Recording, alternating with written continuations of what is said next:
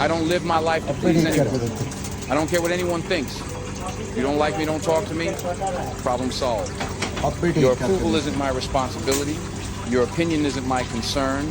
I'm not here to fit into your expectations or shrink myself to make others comfortable. My authenticity isn't negotiable. My peace isn't for sale.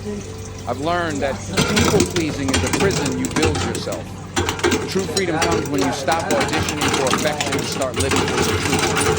The right people will love you. The wrong ones never would anyway. Live boldly, unapologetically, completely in your power.